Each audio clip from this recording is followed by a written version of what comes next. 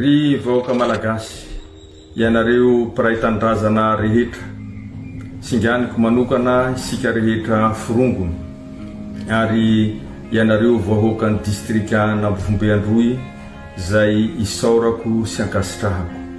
Amin'izao ankatoko ny farany taona 2024 zao dia tsy haiko ny hangina tsy hitondra ny teny fisaorana ho an'Andriamanitra tamin'ny fitantanany sy ny fiarovany antsika ka samy velonaina nahavita sy nahatsipaka ny taona 2024.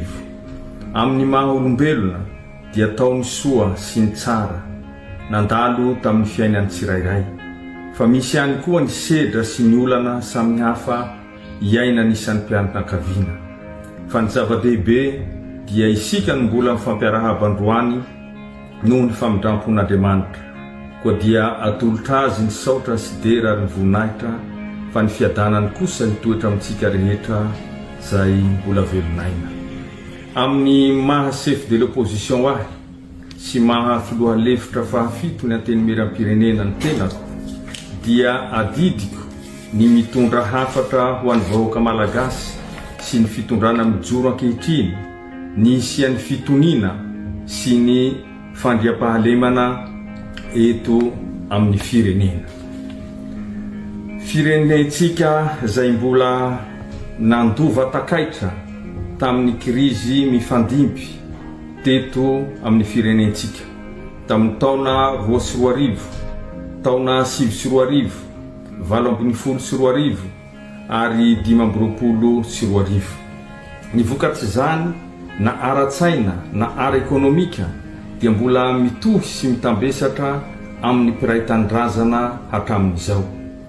Ny zavatra niaretan'ny olona voakasika tamin'ireo krizy nifanesy ireo dia sarotra ho hadinoina na ho azo ho hamaivanina, fa mitaky fijerena manokana ampahamarinana mba hisiany tena fampihavana pirenena tena izy, fa tsy atao saritsariny ihany. Anisan'ny zava-dehibe andrasan'ny vahoaka malagasy izany amin'izao fisiany fanavaozana ny Repoblikan'i Madagasikara izao. Aoka ny tantara no hampianatra antsika ho koa fa tsy misy firenena afaka hitondra fanavaozana raha mbola manjaka ny vazansy politika na ny valifaty politika na ny fanenjehana ara-politika no hiainana, fa vao maika hampitombo ny takaitra efa misy izany ary tsy hitondra fahombiazana velively amin'ny fampandrosoana ny firenena.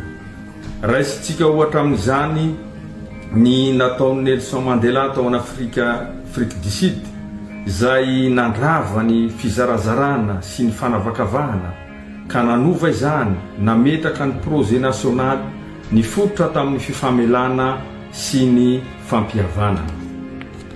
Ny fifamelana tsy midika tsy fitadiavana ny marina, ny fifampitoniana tsy milaza ho fanafenana ny marina na fisakanana ny fitadiavana ny marina, ny fifampiresahana tsy midika fifamelezana fa fitadiavana marimaritra iraisana mba hansia ny filaminana amin'ny fanatanterahana ny fampandrosoana. Zany dia voalaza ao anatin'ny bokyny oabolana toko fahafito ambin'ny folo andininy fahadimy ambin'ny folo manao hoe zay manamarina ny meloka na izay manameloka ny marina dia samy fahavitavetana eo mason'i Jehova. Koa eto dia manao antsoavy ho anareo tompon'andraikitra rehetra amin'izao fitondrana tetezamita izao, zay fitondrana raha mahalala fa fitondrana tsy voafidim-bahoaka, mba handray andraikitra ampahamarinana, tsy misy fanavakavahana ara-politika, fa hikendre mandrakariva ny tombotsoa-imbonana eto amin'ny firenena, mba hiverenana haingana amin'ny fifidianana rehetra mifanesy ary mifanaraka amin'ny lalam-panorenana. Ao anatin'izany ny fanatanterahana ny concertation nationale zay tsy tokony hisy fanilikilihana, ny fanatanterahana ny feuille de route ao anatin'ny fotoana fohy mba hizorana amin'ny teteza mita iraisana hisian'ny fifidianana ikeny be sy ny maro. Eto ampamaranana dia mirary taona vaovao 2024 feno famindrampon'Andriamanitra amin'ity firenentsika ity. Ho samy hanalavitra ny fitiavantena sy ny fifankahalana ny samy malagasy ary hampandefitra ny hambompo ny tsirairay. Ho taona zinany ty taona 2024 ity koa dia miarahaba soa arahaba tsara tompolahy sy tompoko vavy makasitraka indrindra.